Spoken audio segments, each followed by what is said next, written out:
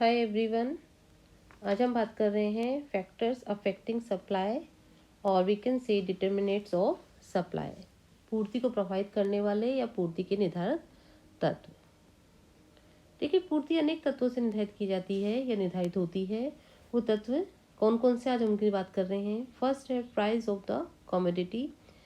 पूर्ति को प्रभावित करने वाला सबसे जो मेन फैक्टर है that is price of the commodity. मूल्य इंक्रीज होने पर सामान्यतः सप्लाई बढ़ जाती है तथा प्राइस डिक्रीज होने पर सामान्यतः सप्लाई घट जाती है, क्योंकि प्राइस की मात्रा एक उत्पादक अथवा विक्रेता का प्रॉफिट निर्धारित करती है। प्राइस इंक्रीज होगा तो उसको लाभ अधिक होगा, प्राइस डिक्रीज होगा तो उसको लाभ कम होगा, तो उसके अकॉर्डिंग वो सप्लाई इंक्रीज और डिक्रीज कर दी जाती है। Now second is production technique. उत्पादन की तकनीक भी एक वस्तु की सप्लाई को पूरी तरह से प्रभावित करती है। यदि प्रोडक्शन टेक्निक में सुधार होने पर लागत कम आती है तो उत्पादक को क्या होता है, अधिक प्रॉफिट होने लगता है। तो ऐसी कंडीशन में वस्तु की पूर्ति बढ़ा दी जाती है, और अगर प्रोडक्शन टेक्निक में सुधार नहीं हो रहा है तो ऐसी कंडीशन में लागत इंक्रीज हो जाएगी, उत्पादक को हानि होने लगेगी, तो ऐसी कंडीशन में वस्तु की सप्लाई कम कर दी जाती है। Next, means of transport and communication. परिवहन एवं संचार के साधन। जिन सेक्टर्स में इजीली पर्याप्त कम्युनिकेशन और ट्रांसपोर्ट के साधन उपलब्ध हैं, उनका विकास है, तो ऐसी कंडीशन में वहाँ अधिकांश वस्तु की पूर्ति में वृद्धि हो जाती है। जबकि जिन क्षेत्रों में साधनों का अभाव है, कमी है, तो वहाँ वस्तु की पूर्ति में कमी हो जाती है। Next, price of factors of production. वस्तु के उत्पादन साधनों का मूल्य। देखिए, एक वस्तु के उत्पादन में जिन साधनों का प्रयोग किया जाता है, रॉ मटेरियल, लेबर, कैपिटल, जो भी साधन का प्रयोग किया जा रहा है, यदि उनके मूल्यों में चेंज होता है तो वस्तु की पूर्ति में भी चेंज होता है। इट मीन्स यदि वस्तु के मूल्य चेंज नहीं होते हैं और यदि उत्पादन के साधनों का मूल्य घट जाता है, डिक्रीज हो जाता है, तो वस्तु की सप्लाई बढ़ जाती है। और दूसरी ओर यदि उत्पादन के जो साधन हैं उनका मूल्य घटने की जगह क्या हो जाता है, बढ़ जाता है, तो ऐसी कंडीशन में क्या होगा, प्रोड्यूसर वस्तु की पूर्ति घटा देगा। Next, price of other commodities.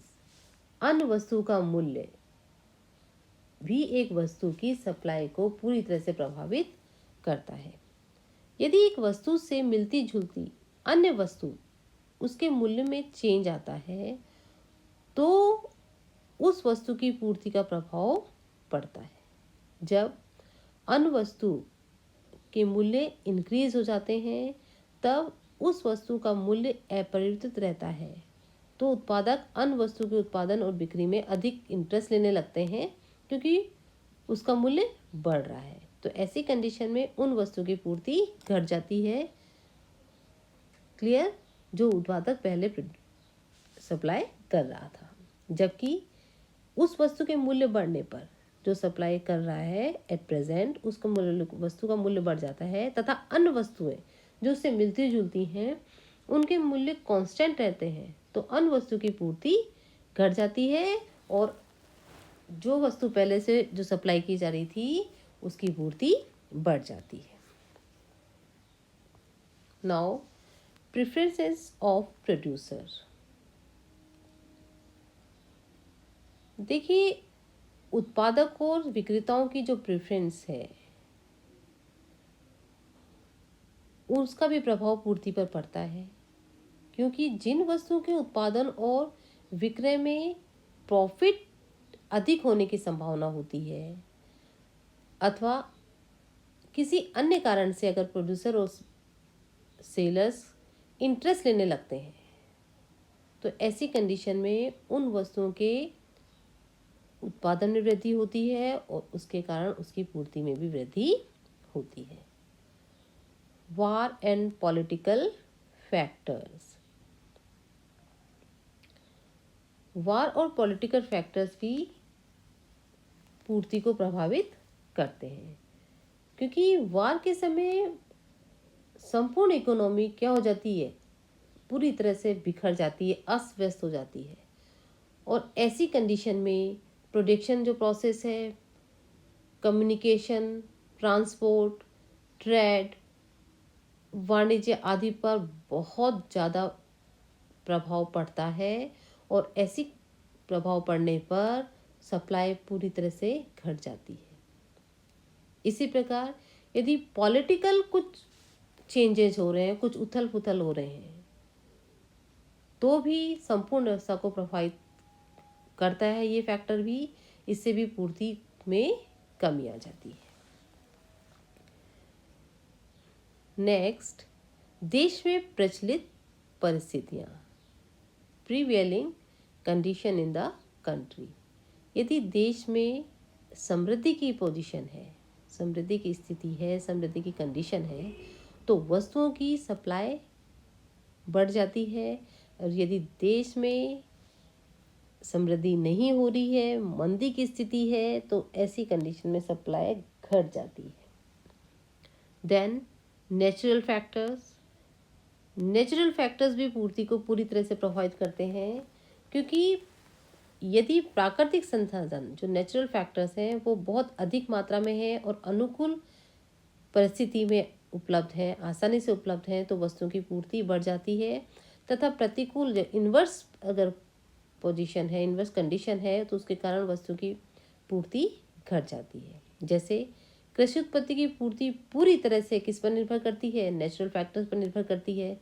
अगर अतिवृष्टि हो जाती है, अनावृष्टि हो जाती है, फ्लड आ जाता है, या एक नया अभी आपने देखा होगा रिसेंटली टिड्डी दल ये भी आ जाते हैं, तो फसलों को खराब करने लगते हैं, या ऐसे रोग जो फसलों को खराब करते हैं, या मिट्टी का कटाव आदि अनेक ऐसी बातें जिससे कृषि बर्बाद हो जाती है और जो एग्रीकल्चर जो प्रोडक्ट है उनकी पूर्ति कम कर देती है।